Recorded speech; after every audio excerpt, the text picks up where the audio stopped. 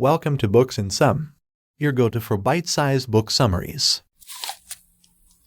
The Love Prescription by John Gottman, Ph.D., and Julie Schwartz Gottman, Ph.D. This book bite examines why some women get so strung out on emotionally unavailable men. It draws on real-life case studies from the field of therapy in the 1980s and hard-hitting original insights to explore why some women become painfully obsessed with the most unsuitable of men. It also examines why bad adult relationships have their roots in childhood experience, what substance abuse and bad men have in common, and how to break free from relationship insecurities. The story follows Jill, a 29-year-old law student, and Randy, a handsome attorney, as they embark on a long-distance love affair. After their first passionate weekend together, Randy left Jill's apartment and headed home.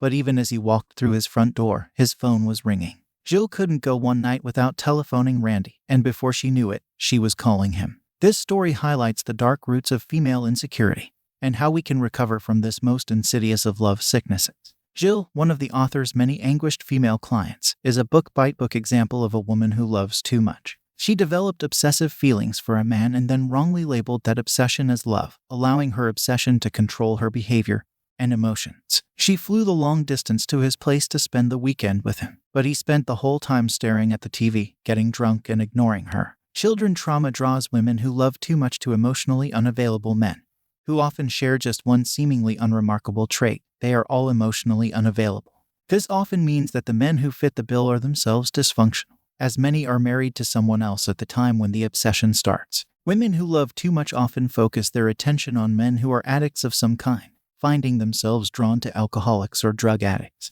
This is due to the fact that addicted men are emotionally unavailable and have little capacity to strike up a meaningful relationship. The author has heard the same sad story too many times, as these women grew up with a father who rarely expressed love or affection for them. As adults, these women have unresolved feelings of doubt about their father's love for them, so they go through their romantic lives constantly seeking men who exhibit the same sort of emotional coldness or unavailability that their fathers did. They use sex to try and win their man's affection, but it usually leads to rejection. Trudy, a woman who loves too much, spent her childhood trying to please her workaholic father, a man who rarely tore himself away from work long enough to eat dinner with his family. As a young woman, Trudy spent much of her time yearning after men who were just as unavailable as her father, such as her high school boyfriend, the football fanatic who showed much more devotion to his sport than to her. Trudy, a high school student, tried to win the hearts of two unavailable lovers through sex. She became obsessed with buying special lingerie and reading up on sex tips,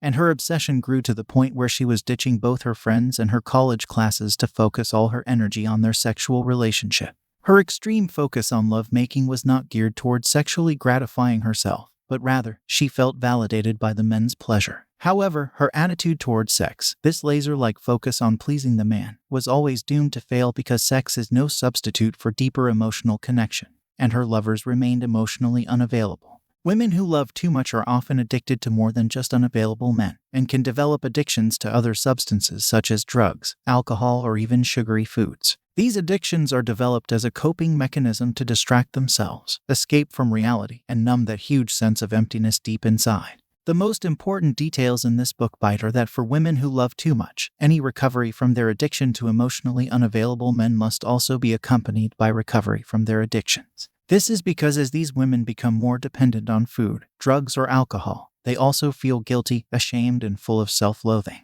This can lead to a vicious cycle of substance abuse, bad relationships, and rejection, and the situation can spiral out of control. Brenda is a woman who knows all about the dangers that loving too much can bring when coupled with food addiction. She married an unfaithful alcoholic who resembled her father, and her addictions led to compulsively shoplifting and starving herself. Brenda's downward spiral ended in an arrest for stealing before she finally sought treatment.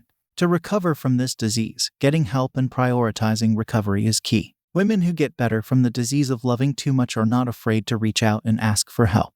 The initial step in seeking help can be as simple as visiting the library and borrowing a book, scheduling time with a therapist, or calling the police. The author has found that every woman who eventually gets better has the same belief that recovering from this disease is their number one priority. This attitude is crucial because many women are not used to putting their own needs first and subordinate their needs to their man's. A full recovery will replenish your self-worth and restore a healthy attitude toward men, and after a full recovery, you will be endowed with a robust sense of self-worth. For the first time in your life, you will be able to accept the person you truly are. This includes a fundamental and unshakable regard for yourself, such as your physical appearance, unique personality, everything you've worked hard to accomplish in life, and your body. Additionally, your feelings toward men will have changed, as you no longer seek to change any man with whom you are involved. This is due to the fact that you no longer go for men who need changing in the first place, but instead search for stable, loving, and kind partners. When you slip up and find yourself in a destructive partnership,